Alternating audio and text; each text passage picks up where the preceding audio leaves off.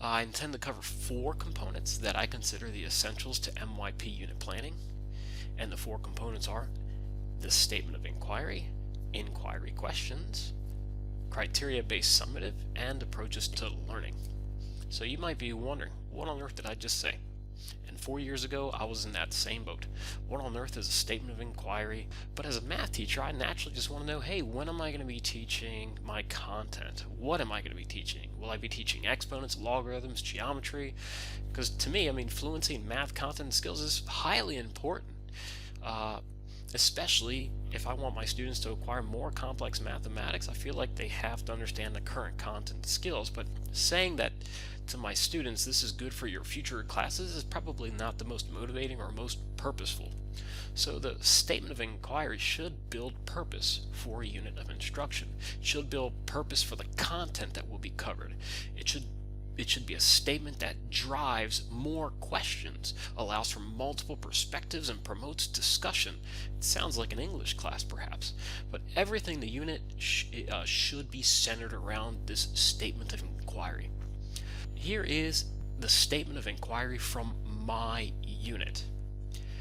Generalizing relationships between measurements can lead to better scientific models, methods, and predictions. Now this was for a grade 10 class, and we were going to study trigonometry. But anyways, this took time to get right. It didn't just come together. But the thing is, it's a statement. Students have an opinion. If students read it, they might even have an opinion on it, and that's a good thing. But by the end of the unit, students should be able to discuss this in detail, this statement of inquiry.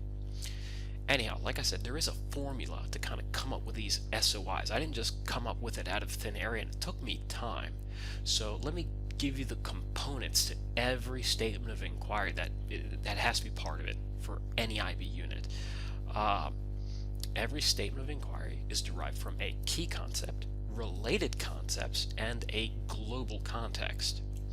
So let's quickly break down what these components actually are. So we'll start with key concepts.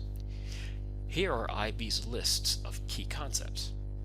The 3 main key concepts that's usually used in the math courses is form, logic, and relationships. You'll see that they're highlighted there.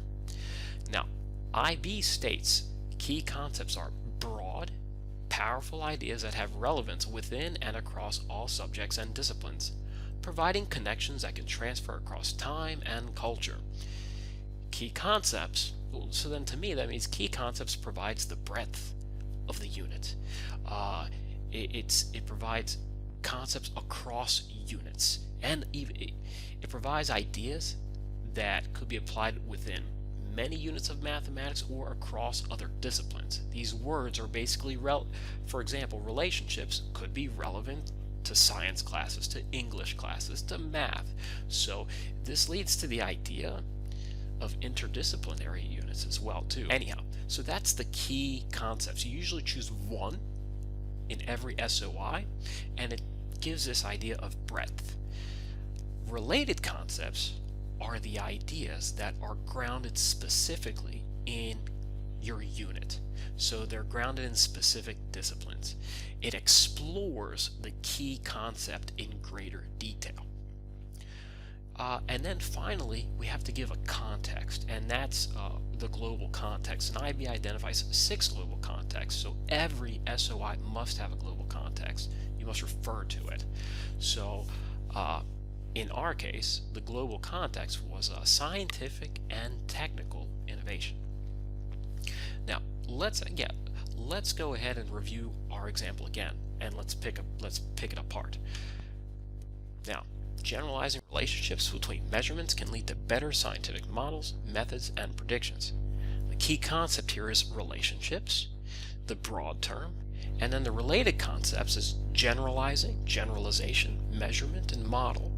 The global context is scientific and technical innovation. Because look, our SOI discusses scientific models and methods. So in my case, math is content heavy. I always preview the content first to kind of get an idea of what are the skills and content students will be learning. And then I take that and I decide, okay, what are the key concepts and related concepts? What is the key concept and related concepts that could best drive the acquisition of that content?